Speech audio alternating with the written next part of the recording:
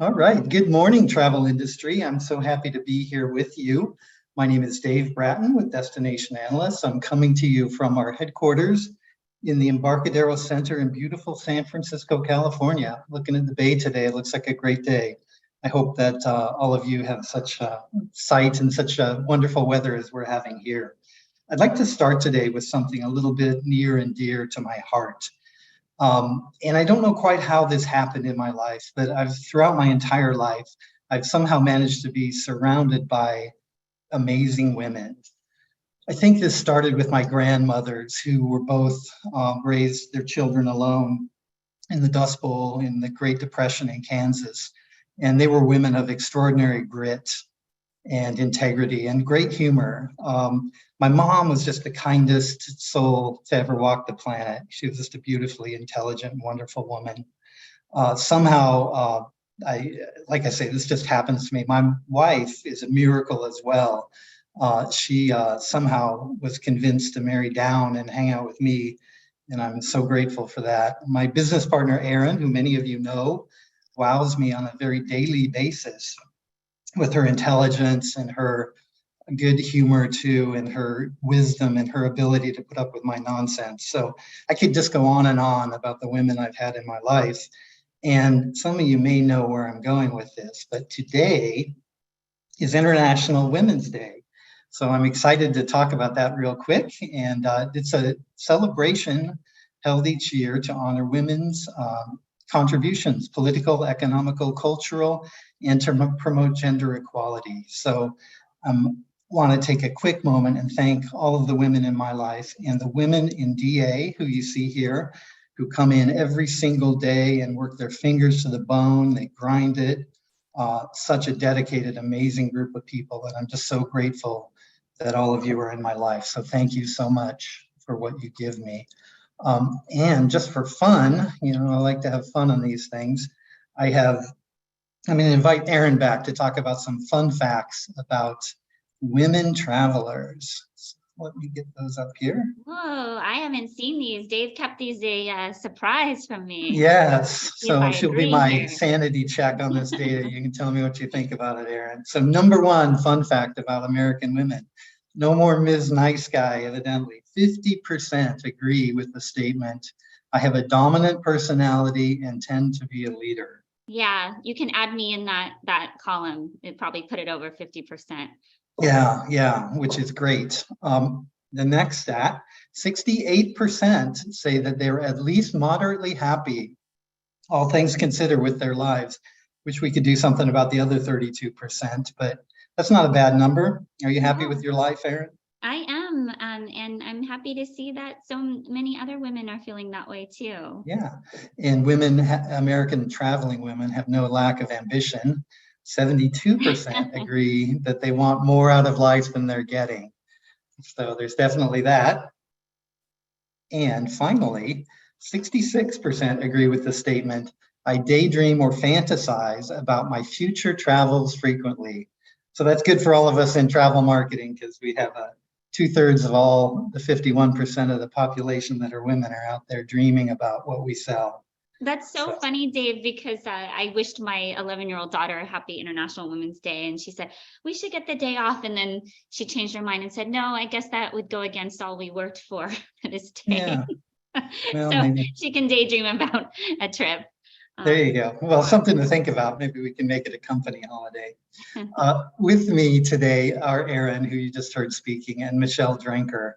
Erin's our president and CEO, and Michelle is our fabulous research director, one of the great minds in the travel industry, and I'm happy to be able to introduce her to you all today.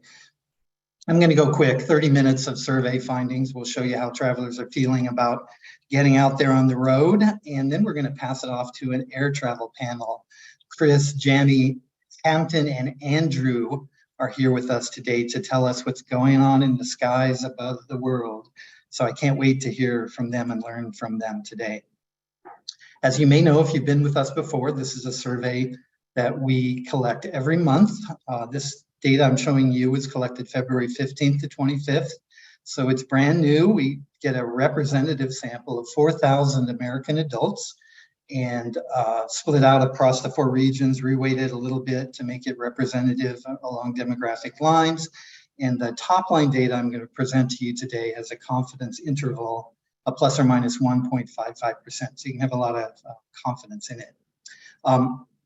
Just a note, I'll be moving very quickly, so don't worry about taking notes or screenshots or whatever. The presentation and deck and the webinar will be available on our website, and you can call me if you have any questions, email me, text me, whatever.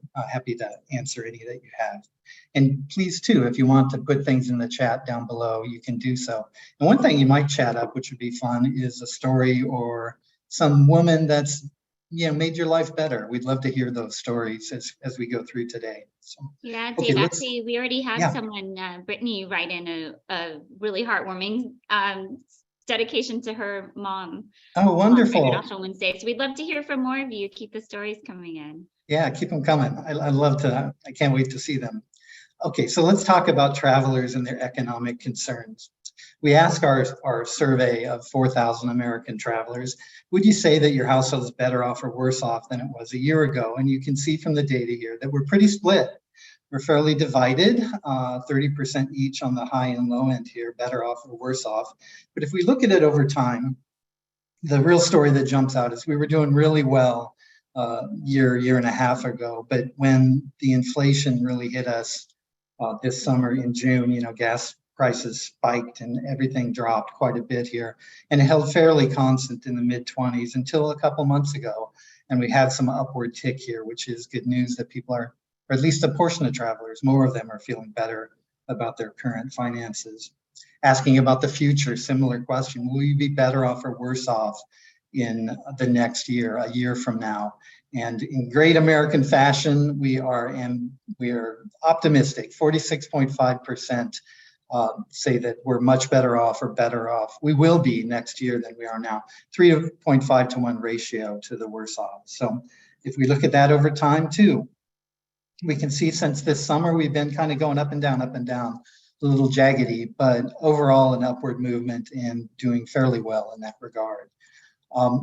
In terms of what people are willing to spend in maximum for leisure travel for the year, that's been increasing too over the past couple months, up to $4,677 on average for all travelers across the income spectrum. Let's move on. When we talk about though, how your finances right now, considering your finances, is it a good or bad time to spend money on leisure travel? Well, again, we're split fairly evenly, 31 to 30%.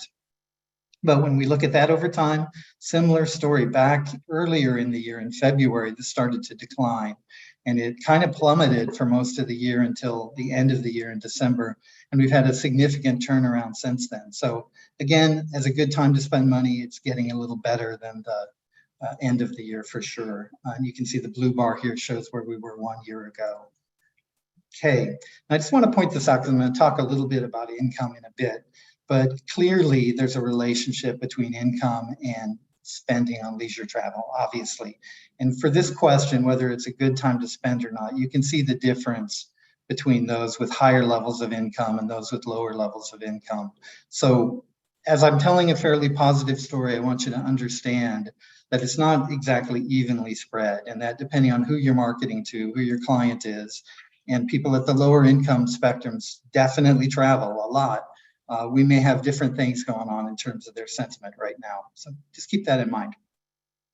About half, 53.6%, think we'll be in a recession in the next 6 months. And this has been on a downward slide since October, down from 65.5. So good news there in terms of optimism. Are people being careful with their money because they're worried about a recession? Well, most are, 58%. And you can see though, over time, we started collecting this last year, it's been on a steady downward trend since October. So in terms of international travel, about a third of us are looking to travel outside the US in the next 12 months, or say they're likely to, which has been rock solid all year. So we kind of think of this as an indicator too, of how people are feeling about travel, whether they're willing to go that far abroad to go explore the world. And we're pretty solid on that. we like to look at the impediments to travel, or what we call impediments to travel, what's keeping people off the road. And this shows the proportion of travelers who tell us that in the past 6 months, the following has kept them from traveling more than they would have otherwise preferred. And you can see the top four: travel's too expensive, gasoline too expensive, personal financial reasons, or airfare being too expensive, dominate the list. There are many other reasons people don't travel, and still some don't feel the pandemic's over, weather has kept people off the road, and so on. But overall, we can see it's an economic story for that. In terms of what people have actually been doing out there, what you see here are the proportion of travelers who in the past month say they've taken at least one day trip. I'm going to fly in now the proportion that say they've taken an overnight trip. So you can see we might have expected this to be a little higher in the summer months, but it's fairly stable over the course of the year. And the number of actual trips they take, you can see is popped around a little bit more than the percent that have taken trips. But on average, the typical traveler who was out on the road took 2.3 day trips and 2 overnight trips. So despite the concerns about the economy, we've had a relatively stable volume from these volume of travel from these metrics. Let's talk a bit about travel prices again, because this was a huge deal last year. Seems to be abating a little bit as we've talked about. Right now, you can see that 25% agree and 14.7% strongly agree that high travel prices have kept them from traveling in the past month. You can see that if we look at the other side, the disagree here, that overall we've seen an improvement over the last 2 months. You see that trend starting to happen of improving sensitivity around all these issues over the past couple months. Similarly, recent inflation has led me to cancel an upcoming trip. Also, when we look at the percent that agree and disagree, it's moving in the right direction towards improvement over the last couple of months. So this is my favorite chart. I love this one. We started asking this at the beginning of the pandemic when the numbers were abysmal. And we asked, well, which best describes how excited you are about leisure travel in the next 12 months? Right now, 86% of American travelers say they're at some elevated level of excitement, as measured by being over a 5 on the 11-point scale. But let's look at how that's been trending, which is a great story for all of us. The higher on the scale, the more excitement travelers are feeling, the lower, the less excitement. And this shows you the mean score on that 11-point scale. You can see the jump we've seen over the last 2 months, up to 8.2 on average on the scale. So really good news there. Dave, remember when we would celebrate when it was 6 on the scale? Yeah, yeah, we thought it was the best thing ever. Yeah. So let's put this all together, and we put together some travel sentiment indices to track changes in all of these metrics. And the first one I'm going to show you is the current travel sentiment index, which shows our estimate, I'll say, of how people are feeling right now about travel relative to 1 year ago. Similarly, we have a scale for future travel sentiment. And you can see the different metrics we put into each, which will tell you how we're feeling right now compared to a year ago. So let's look at those two. First, the current travel sentiment index. And again, this is a combination of those 5 metrics you saw there. We're up to 110.7 compared to February of 2022. So great news. Significant improvement over the course of the year overall.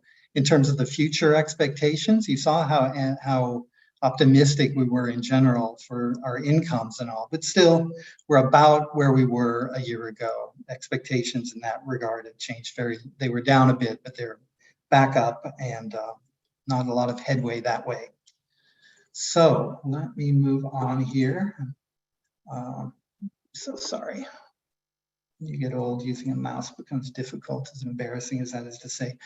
We talk about spending priorities in our survey, and you guys have probably all seen us do this, but let's go through this in a little more detail. We asked some new questions this month, and I'm going to show you a little bit more deeply about how travelers are feeling about spending on leisure travel and such. So one of the questions you've probably seen before if you've been with us, we ask about the next 3 months in your income use. How much of a priority will leisure travel be over the next 3 months, and more than half, 55% say it will be at least somewhat high priority, which is good news. When we look at that over time, you see the same story here.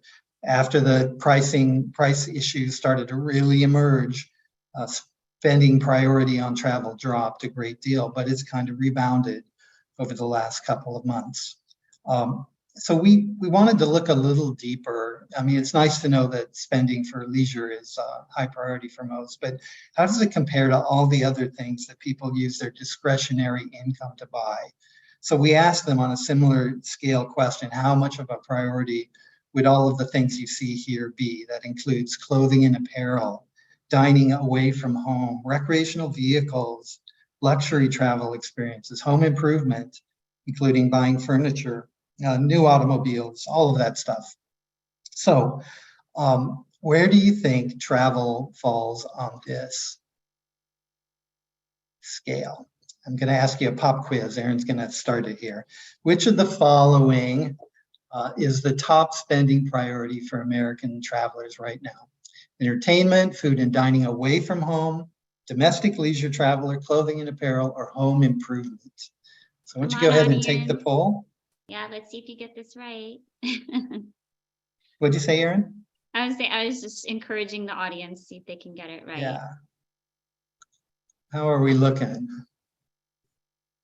You know, I hope, I'm not sure if it came up. It said I wasn't allowed to vote. So why don't we move on, and maybe Kim can jump in and tell us how. Okay, all right. Well, our poll didn't work, but I'll tell you the answer, obviously. You don't have to wait for the poll. I can share the answer, actually. We have 52%, that's the largest proportion of the audience who has voted, who say that domestic leisure travel will be the top spending priority in the next 12 months. What's number 2, Kim? And number 2 is 18% food and dining away from home. Food and dining away from home. Well, here is the answer. If I keep my mouse over here. Okay. The number one thing in terms of the percent that said it would be a high priority or an extremely high priority is leisure travel on domestic destinations. 1 out of 3 travelers say this is going to be a high or extremely high priority to them over the next 12 months. We see number 2 is food and dining, not far behind. So it looks like our panel or our audience knows pretty well. Leisure travel a little bit further down at 21% and 13.9% for luxury travel experiences. So let's look at these 3 just in a little more depth so you can see the picture of what's going on here. If we look at domestic destinations, again, 35.2%, extremely high or high priority. About the same, a little fewer, lower percentage, low priority or not a priority at all. When we look at international destinations, things flip-flop though.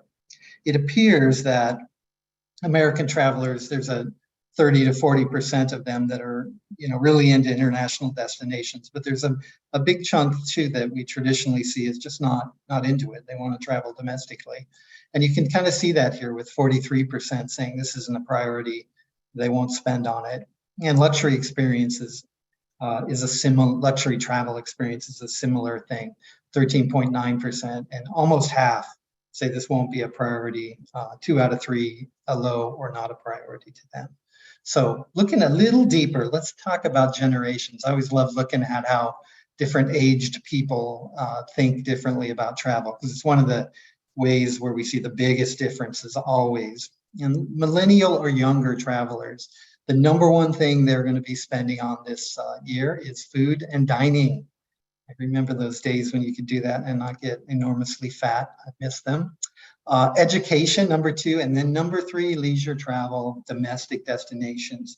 Down a bit at 22.8, we have luxury, and then, we have international, and then 19.9 for leisure travel, luxury experiences. Let's look at Gen X. Okay, number 1, leisure travel, domestic. Down a little lower, we have our international and our luxury experiences down. And then when we look at the senior generation, us baby boomers, we see that by far the number one thing that we're planning to spend our discretionary income on as leisure travel, higher than either of the other two groups.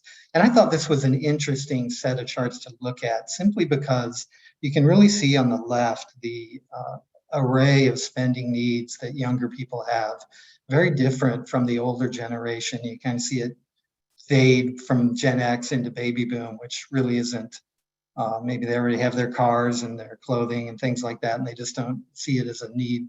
But definitely leisure travel's at the top of it. So good news for those of you that are marketing to a more mature audience. Yeah, and Dave, I don't know if you remember this. We asked a version of this question in the State of the American Traveler in 2019, and it's just so interesting. We always say there's some things that change rapidly and some things that don't change. But we found then that baby boomers really, as they looked at things in their life, what like family and travel became their main priorities, and everything else kind of fell away. Whereas younger people, it was similar to this, like just a lot more taking their attention. And so from a marketing standpoint, that was interesting too. It's like younger people are so excited about travel, but they have all these other things that also take their attention. Yeah, for sure. Yeah, that's really interesting. Okay, let's move on and talk about who is prioritizing domestic travel experiences. I'm going to leave the international and the luxury aside for a minute. And this chart shows you a profile of those overall who are high priority about leisure travel, or extremely high domestically. And we can see they have higher incomes, the average household income for the group on the left, compared to those that are no or low or moderate priority for this. 105 to 81.3. So it's significantly higher income. And I'm going to go deeper into that in a minute. Similar propensity to live in multi-income homes, similar ages, but they tend to be more urban. 33% are urban compared to 23 for the other side. More likely to be parents of school-age children, and a little less likely to be people of color. But the economics really play in here. Again, let's look at how they answered all those questions we talked about earlier. Expecting a recession, people who have a high priority for travel this year, much less likely to be expecting a recession. Being careful with their money, similarly, much less likely than those with lower levels of priority. Feeling they're better off financially, way better on the left. Expecting to have a better next year, significantly better. And then now is a good time to spend on leisure travel. You can see the enormous difference in that mindset amongst those that are feeling positively about it, or feeling it's a high priority. And then finally, high prices kept me from traveling in the past month, as you'd expect. So interesting story there. So let's go on though, and I just want to show you this for reference. Again, going back to the income question we talked about. You can see here the proportion that will be prioritizing leisure travel domestically in red, and the higher the income, the more prioritization it's going to get. Similar for international travel and similar for luxury travel experiences. So don't forget that depending on who you're marketing to, we may have a very different mindset about spending money. So quick takeaways. While economic concerns continue to be an impediment, overall volume seems to be strong and stable. Fears of an impending recession have abated slightly. Still, most Americans expect we'll enter one in the next 6 months. Excitement for leisure travel is a survey record high. Domestic leisure travel, their top discretionary spending priority is domestic leisure travel. And economic uncertainty weighs more heavily on lower income travelers, who are showing less enthusiasm for travel in the upcoming months. Okay, so let's go on. We have a couple minutes left on this half of the hour and talk a little bit about our artificial intelligence. And I'm wondering what you all are thinking this is going to do for us. Is it going to be a boon to our marketing, make us genius marketers and help consumers to make all the right decisions? Is it going to drive us crazy with nonsense? Are we going to end up in some dystopian hellscape running from Terminators? So let's do another poll. I'd like to see how you feel. Is it going to be is AI going to be a game changer? Significant changes? Yeah, mostly hype. Or is it the end of times? Kim, when you get enough respondents, why don't you just tell us how they fall out? Yes, absolutely. Well, we've got some responses coming in, and so far, audience says some significant changes will result at 62%. All right. And that's followed by 20% who say that AI like ChatGPT will be game changers, major changes coming. All right. Well, I think we all see the importance of this tool coming around. And it seems to be consistent with travelers too. Actually, you may remember this chart from 2 months ago when we did a little wisdom of crowds exercise where we asked people what they expect for the upcoming year. And fully 38.7% of travelers at that time said that it was likely that AI would begin to displace travel agents and advisors over the course of the year. So travelers definitely have a sense for this too. But we wanted to dig into the tool of the day, which is ChatGPT, just for fun. So we asked our travelers, well, have you ever heard of ChatGPT? And only 28% of American travelers have heard of it yet. So we asked that 28%, well, have you ever used it? And 20% of that group did. So 5.9% of all travelers have used ChatGPT at this point. Then we asked that group, well, have you used it for travel inspiration or trip planning? And 36% said yes. So, but when you do the math, that means only about 2% of travelers to date have used this tool to get ideas for travel planning. Being the nerd that I am, I immediately started using it to see what I could do and found that the results that came up about the questions I explored using it were very superficial. Made me wonder a lot of things, whether I could get any good information from it beyond what it can glean for what the masses are saying online. So it may not be there yet. And certainly travelers aren't using it right now, but there's some interest. You can see here in this chart, 26% say they'd be interested in using it and 48% uninterested. So, all right, well, thank you all for hanging with me for this half hour. You remember we're an independent, unbiased research firm and we are full service. If you have any needs at all, there's a few of them listed here. Please give us a call. We would love to work with you and help you solve your marketing research problems. And one thing, we have a new product out. This is Passion Profiles Are Back, and a bunch of you purchased this last year from us. It's a look into all of the people who have a high degree of interest or passion for what you see here. So these are individual reports with a dashboard that you can dig around in them to look at how people who are into motorcycle touring or freshwater fishing or wine, craft beers, geocaching, music festivals, whatever it might be, answering all the questions that we ask on our big survey. So great product. You should look into it if you're dealing with any of these groups. And also, we're going to be back again in a week with our great friends at Miles doing the Destinations edition of the State American Traveler. As you probably know, every quarter we get together with the Miles team and we produce this webinar, and we'll have some really great new information about how people feel about destinations around the world. So I'm going to hand this off to Erin to talk to our air travel panel with Michelle. Hi, everyone, and welcome, Michelle. Welcome, Andrew, Jamie, Chris, Hampton, and we also are joined by David. So I will introduce everyone before we get going. And panelists, thank you so much for this important conversation we're going to have right now about the state of air travel in our industry. So let me start here with Chris Miner, the Executive Vice President of Marketing and Communications. Chris is responsible for the, Tampa International Airport. Chris is responsible for the 360 million of commercial revenues produced by TPA and its network of 3 general aviation airports. He leads a group of award-winning teams that include real estate, concessions, commercial parking, communications, marketing, research, and air service development. since starting his career 25 years ago at his hometown airport in Bakersfield, California, just north of where I grew up, Chris. Chris has led an incredible career that took him to San Francisco Bay and Dallas before landing in Tampa Bay, where he has delivered hundreds of millions of dollars in economic impact to the region by successfully recruiting new nonstop flights to the UK, Switzerland, Panama, Germany, and the Netherlands.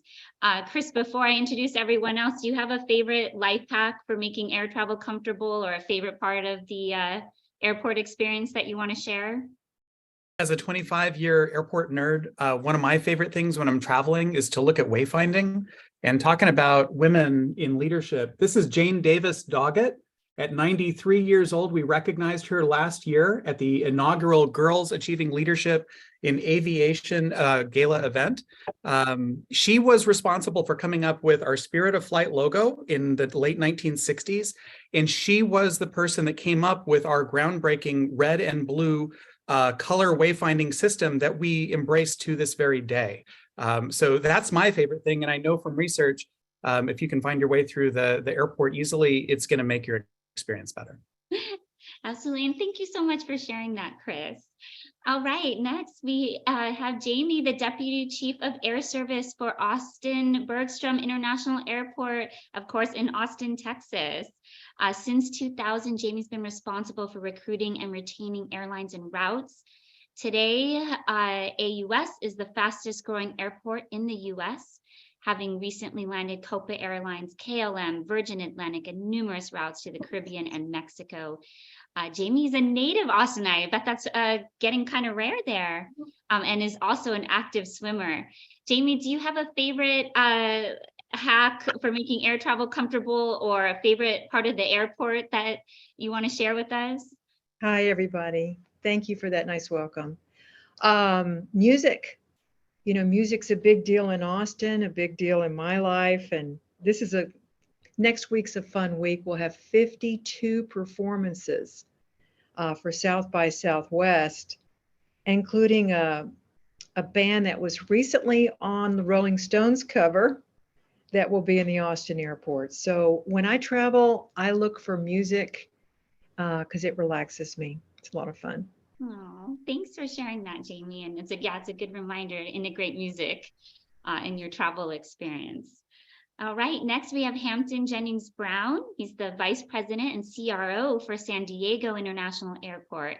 In this capacity, Mr. Brown sets strategic direction for the revenue generation, innovation, data analytics, customer experience, public art, marketing, and air service development functions of the airport. He regularly consults with regional stakeholders on new aviation opportunities for the San Diego region. Hampton, thank you so much for being here with us. Any life hacks for making air travel more comfortable, or a favorite part of the airport you want to share? Sure. Good morning, everyone. Nice to be here. My life hack is pretty simple. Wear comfortable clothes and hydrate. Usually, and my colleagues here on the call, we tend to travel a lot, and so we're faced with long distances. So best to be comfortable. Yes, definitely. Thanks, Hampton. Then rounding out our airport representation, we have David Zilke, Director of Air Service Development at Portland's International Airport. Welcome, David. I didn't get an official bio for David in time, but David, if you have a favorite life hack for making air travel more comfortable, a favorite part of the airport that you want to share, and anything else you want to tell the audience about yourself.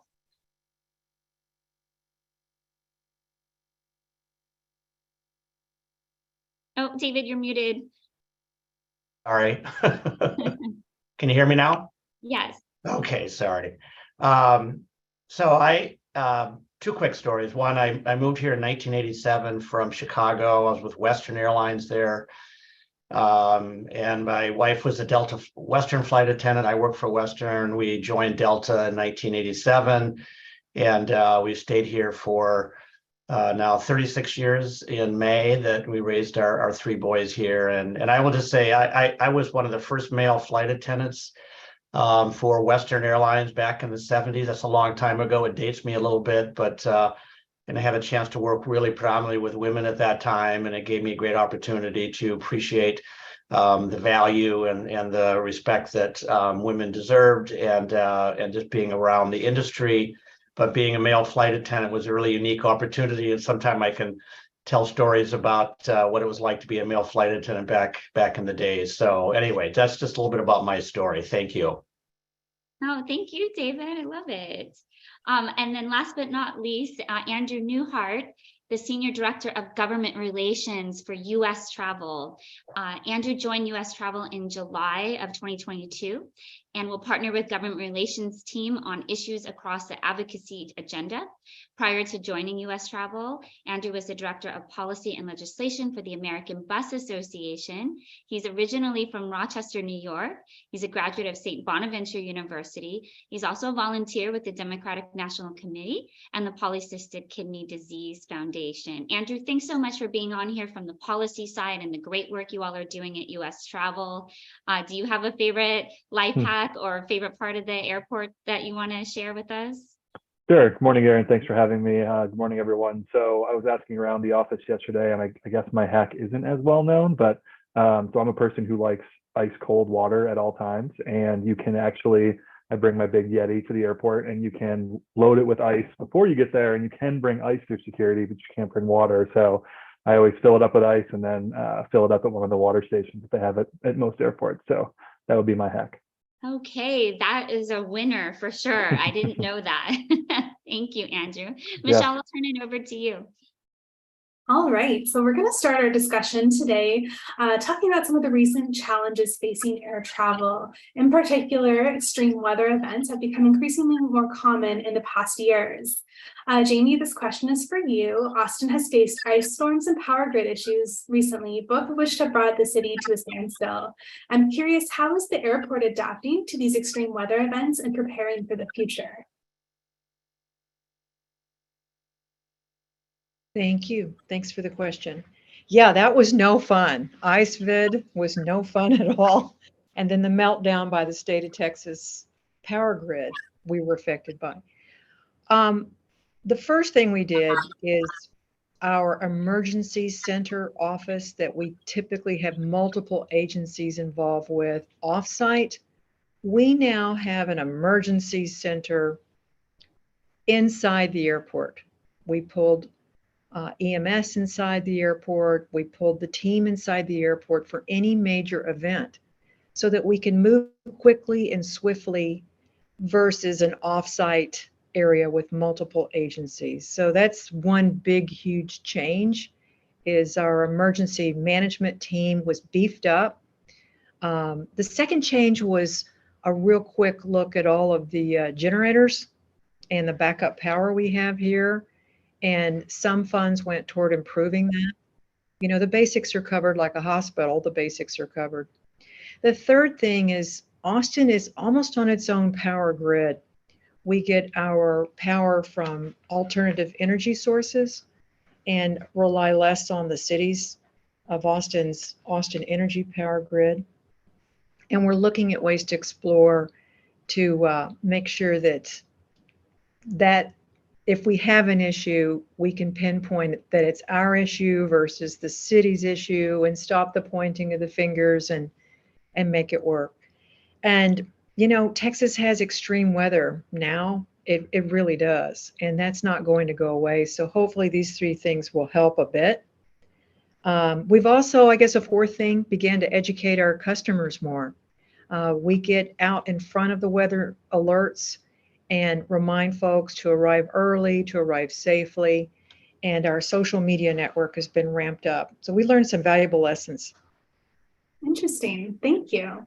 Chris, I know that in Tampa, a hurricane had just missed the city this past fall, and that was very fortunate for you. But I'm curious also, same question, what measures is Tampa Airport taking with increased hurricane activity in the region? Michelle, hurricanes are a part of life in the state of Florida, and you know, violent storms are becoming more common, as Jamie said, all around the world. We take it very seriously. In the spring is when we really kick off our hurricane preparedness. And before we even start talking about getting the airport ready for hurricanes, We focus on our team, because if you get ready at home, then you know that you're prepared, your family is safe, and you can be focused on business. So we start with our team, and then we plan and we drill on our hurricane preparedness strategies. And that means we have checklists, we have we practice battening down the hatches all across the airport to bring everything in and have it be safe.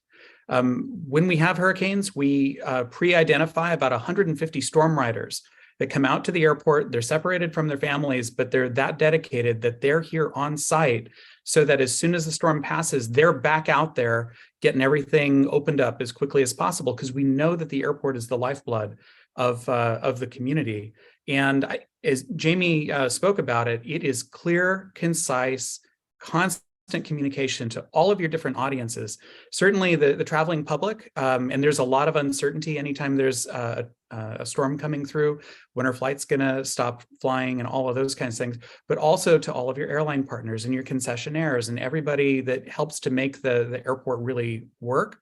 And so we do that through Twitter, we do that through our website, and then we make ourselves widely available on national channels to make sure that we're getting that word out, not just in our local market, but half of our travelers are coming from all around the world. And so we want to make sure they know what's going on too. Interesting. Thank you, guys. I'm opening this question up for the rest of the group as well. How has the increased probability of extreme weather impacted where airlines are choosing to put their planes now? And I'm happy to open up if anyone wants to input first, or we can go around the group. Michelle, I'll say, I don't think that it really has affected us. From the standpoint that airlines have gotten really good at being responsive when there's something that's coming, they'll cancel flights early, they'll communicate with their travelers. And I think people understand that. But in terms of serving markets that really make economic sense, they're not really letting these weather events drive their strategies, at least in our experience. Interesting. Thank you for that. One thing we've actually seen in our state of the international traveler data is that some international travelers who are looking to visit the US are concerned about the weather and potential for extreme weather in their destinations. Has anyone seen any impact in terms of international visitation and weather related events in their areas? No, this is David in Portland. I'll just say that it's just more of a seasonality. I don't think the extreme weather, at least I don't think probably the airport panelists have seen any changes in traveler demand based on the weather extremes. I think primarily for us in the Pacific Northwest, there's seasonality. Spring, summer, fall is our peak shoulders and our peak season. The deep winter is our off peak, and that's going to continue. So I just think it's going to continue to be, the peak seasons that a particular market based on their own weather. So I'm guessing that's what the group will be telling you as well. Thank you, David. Any other input on extreme weather and the impact on where airlines decide to put their planes? Hampton, Jamie? We haven't. Go ahead, Hampton. There's been changes in it. I mean, Southern California this winter has been pretty, I won't say ravaged, but pretty impacted by adverse weather. It's not been great in terms of cancellations and delays. West had their issues. We were socked in by fog on numerous days, so we had cancellations around the Christmas time, which tends to be the better part of the month in terms of December. But other than that, those that in our view are kind of short-term impacts, and we haven't noticed any issues with planning, long-range planning in terms of weather being a factor in that. Got it. Okay, thank you. We are going to move on a little bit and talk about negotiating new air service. So speaking of where airlines are putting their planes, I'm curious, for those who aren't familiar, on the webinar, air service development is the practice of establishing and retaining new service to an airport or community. And airports often have a dedicated team, which you're joined by today, that work directly with the airlines on negotiating new routes and service. Hampton, for you, scheduled nonstop capacity is up 11% year over year in San Diego. I'm curious what is contributing to that growth and capacity for San Diego. Yeah, I think San Diego is a unique place, not only in California, but in the country. A lot of the issues with California were that the lockdown provisions were somewhat draconian in certain areas of the state. We were kind of saddled with that, even though we weren't really part of it. But as people recognized that we, once we came out of it, San Diego is a very balanced economy. We have leisure component to our economy. We have, world-renowned businesses in our region. 5G is basically invented in San Diego with Qualcomm. So we also have a government component, and government traffic has actually returned to pre-pandemic levels. And then we have the convention traffic, which is also rebounding quite strongly and actually benefiting from the unfortunate situation of other cities in the country where their downtowns have not really recovered very well. So our convention market is rebounding quite strongly. In fact, having some MICE stuff coming back next year because they enjoyed themselves so much this year. So we feel that there's an upside on the back end of this crisis. The interesting thing was also we had zero capacity increase to Europe between 2019 and 2022. Yet San Diego was one of 2 O&D markets to Europe that grew between 2019 and 2022. Only 2 in North America that grew between 2019 and 2022 of the 25 largest Europe gateway. So we see a lot of good potential for San Diego going forward. Great, good news for the destination.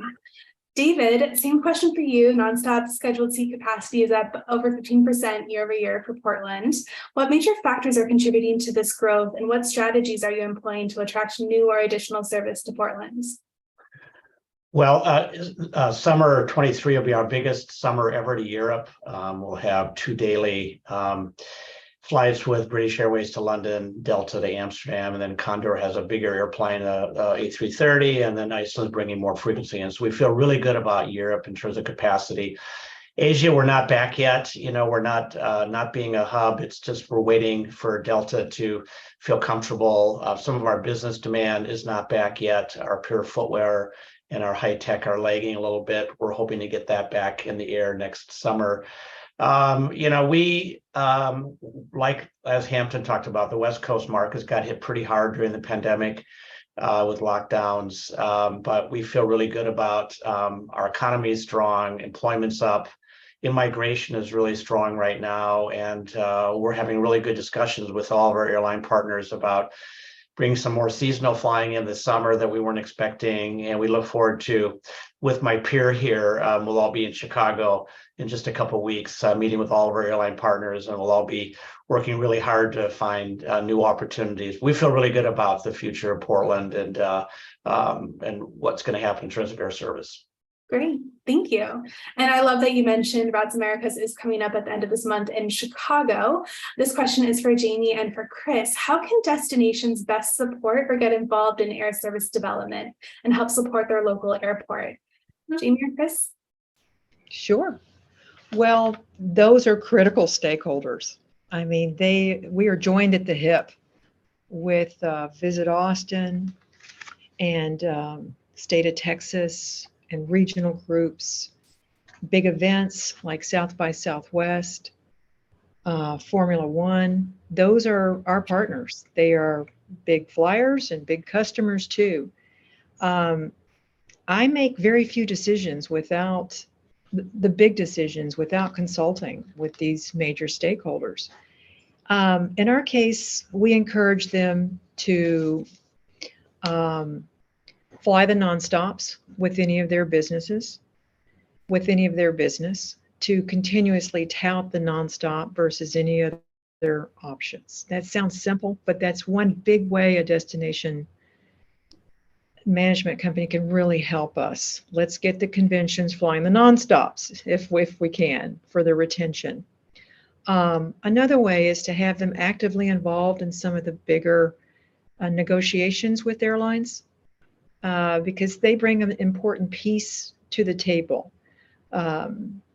I can't thank them enough for Visit Austin, for example, for its help with Copa Airlines and the work that they did on their end.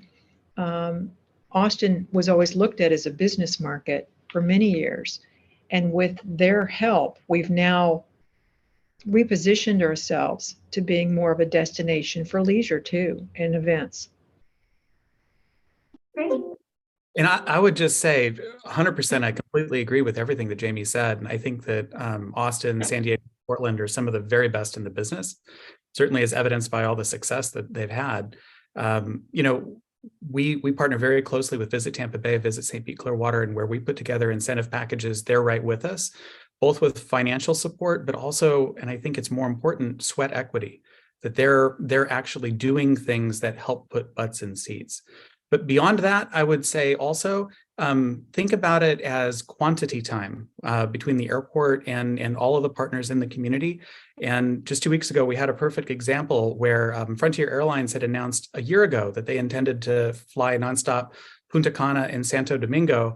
The Dominican government, I'm not sure what happened, but they wound up not granting the landing rights until well after the season was well into play, and they had already reallocated those airplanes. We convinced them again this year to put those in, but the government was dragging its feet again. And so Ms. Devin Barnett is our senior manager of business research and analytics here at Tampa International Airport, and she's the immediate past president of the Tampa Bay Organization of Women in International Trade.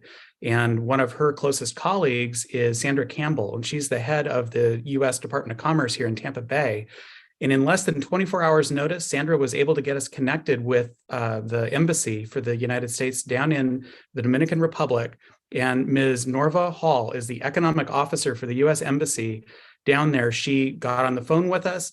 We were able to explain everything that was going on. She said, I'm responsible for negotiating the agreement between the United States and the Dominican Republic. Let me see if I can find out what's going on.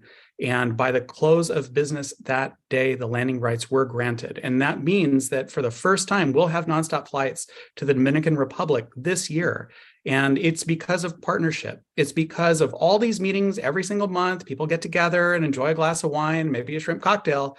But I tell you what, those relationships, when the chips are down, it really matters. And so we're just so very grateful for all of our partners. Excellent. Thank you. Yeah, thank you, Chris. And speaking of government and partnership, Andrew, let's turn it over to you. Thank you for being here. Airlines have faced some major difficulties this year with staffing, with technology. Can you share with us how the U.S. government is addressing these types of issues, and if there are any new policies in place that are being discussed as options for protecting air travelers or ameliorating the situation we've been in? Sure. So I think everyone's aware of some of the issues that we've had recently with, the NOTAMs outage back earlier this year and with weather challenges. And so aviation has kind of been in the spotlight on Capitol Hill. So in addition to all that, the Federal Aviation Administration, their authorization runs up on September 30th. So they need to reauthorize the FAA for another 5 years. So this is really our opportunity to help them craft that piece of legislation and do things that will help the traveler. The staffing shortages, the technology deficiencies, both with pilot shortages and with air traffic controlling shortages. We actually submitted our priorities as U.S. Travel that will deal with a lot of these things related to workforce, technology, infrastructure, and sustainability. And we're meeting with the committees that have the jurisdiction over that later this week and then early next week. We're including in our ask an increase in aviation workforce development grants of at least $50 million a year, which will help with the pilot shortage. It's going to take a while, especially for it to trickle down to the smaller airports, which seem to be face the brunt of the pilot shortage, and also making sure that the air traffic controllers have the funding that they need to bring on the folks so that we don't have these delays and cancellations that we've seen, especially during peak summer travel season. So like I said, this is our chance to kind of shape aviation policy over the next 5 years and beyond, but we need to make sure that we're modernizing air travel by ensuring that they have the funds needed to modernize the system and to make sure that the traveling public gets where they need to go. And Andrew, is there anything that we all in the industry can do to help you and US Travel team with that? Sure. I mean, always talk to your elected officials and tell them what you need at not just your airports, but the travelers, the people that are coming to your destinations. We're actually hosting our annual fly-in next month in April. You can find the information on our website, but we invite folks from all over the country to come to DC. It's called Destination Capitol Hill, and we visit with the lawmakers and explain to them what's happening on a local level. And FAA reauthorization is going to be one of the main things that we target our asks for that meeting. So yeah, happy to be a resource for folks on the call if they need anything. And we have our priorities that I mentioned, our FAA priorities are up on our website as well. Thank you, Andrew. Well, we just have a couple minutes left, and Michelle and I did want to touch on sustainability in both our international research that Michelle mentioned and our domestic research. We see it becoming more and more in the tourism consciousness. So Hampton, can you share a little bit about your sustainability initiatives and if you think net zero emissions is a possibility? Yes, thank you. One thing I will say, one thing I do tell the community is, and someone mentioned it earlier, the nonstop. The most efficient way carbon-wise to travel between 2 points is nonstop. The more connections you have, the more carbon intensive your journey is.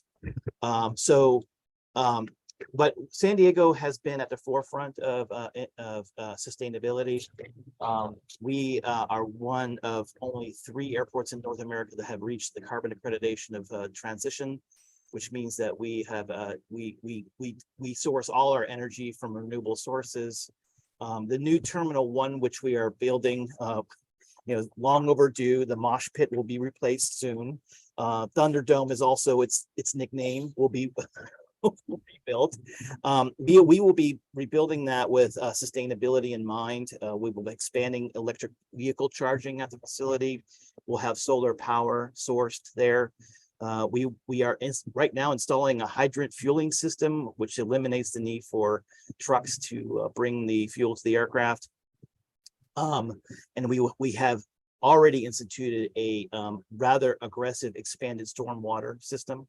We actually have 3 cisterns on airport, which has collected just this last year 800,000 gallons of water that eventually will be used as gray water for sanitation in the terminal.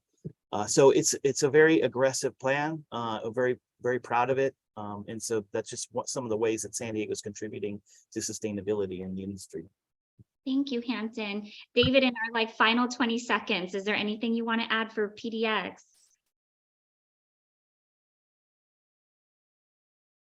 Oh, you're muted. All right, I will just say electrification of our ground equipment is a #1 priority for us. Bringing SAF to the airport obviously is hugely important. It's a complicated issue. There's not enough supply, but I know most airports are working hard to find ways to bring SAF to their airports and be able to offset carbon emissions. So thank you. Yeah, thank you. Well, thank you all so much. Never enough time with great minds like yourselves. We really appreciate you being on here, and I'm sure I'm speaking for our entire audience as well. Thank you for all the work you're doing in sustainability and air service development. And for the audience, we will see you again next month. Don't forget to register. Everyone have a wonderful rest of your week. Take good care. Bye-bye.